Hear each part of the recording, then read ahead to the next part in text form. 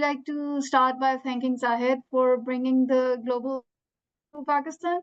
And I'd say that on two accounts. One, because it has really helped us have a benchmark to compare ourselves and our performance against, because what gets measured gets improved. And it has also given us an insight into what the global best practices are, which are helping organizations really flourish in this domain of DE&I. I'd love to start with a very short story, which I came across only yesterday. I was at the stewardship meeting of our sales team, and I met a young sales officer who's working in the area of Hakkar, an area probably many of us don't even know of. And her story was very inspiring, therefore I would like to share.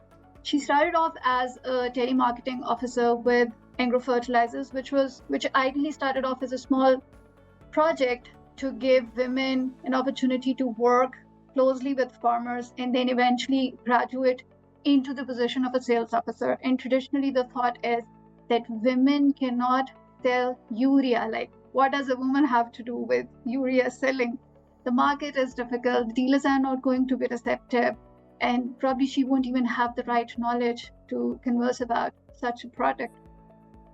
But against all odds, for 2.5 years, she stayed as a telemarketing officer, went on to field visits on her own account, went on to farmer gatherings, taught them about the urea, and then eventually became a sales officer. So, as I said, a very, very inspiring story for me. And even more inspiring in that conversation was the fact that all of my male sales officers were telling me that, that's just it was such a misnomer that women cannot work in sales role. Look, these two girls are proving us all wrong, which was even more heartening, because to Zahid's question in the beginning, that how do you convince people in the organization? Yes, putting in hard KPIs is a great way to push people, but I think more than that, when you show the real impact by putting in the right examples, that's when people really get convinced and they get sold on it. So whenever somebody from the business tells me that, oh, I am doing this in DE&I, rather than saying that HR is doing this or that in DE&I, it's always, for me, a great winner. I would like to just talk a little bit more about two of the programs which we will be working on moving forward.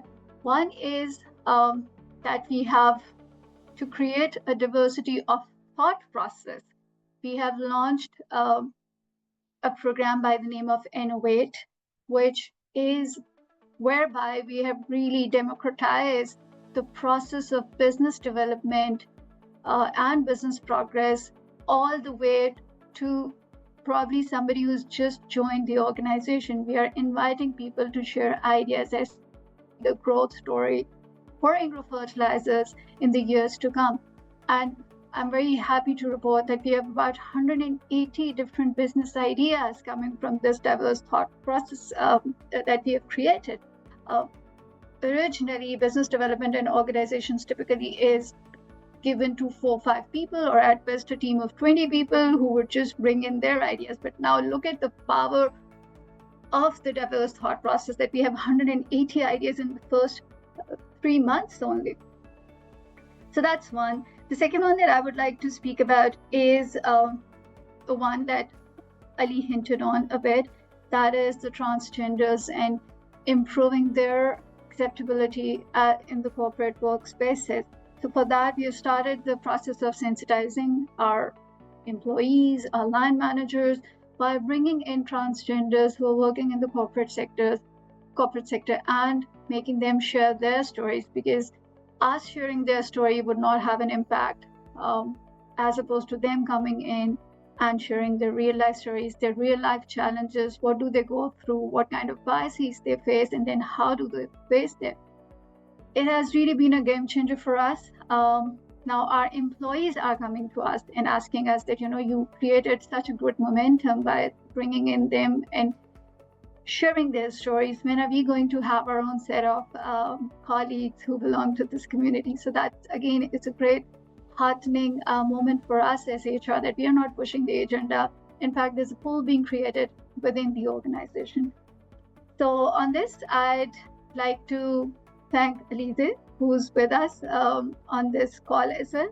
She's the one who is supporting us on this journey. She's the one who had put the video together. Unfortunately, we couldn't listen to the voice.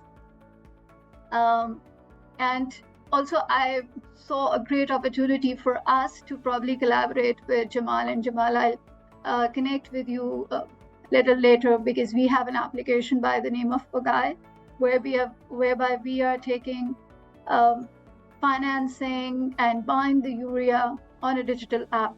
And if we can collaborate by bringing in women on that portal using HPL's muscle, it would be, I think, a great win-win for us as industry, and you being, a big player in the banking sector. So thank you so much, Zahid, for creating this platform where we can have these synergies as well and share our learnings and our stories in an open and safe environment. Thank you so much for creating this.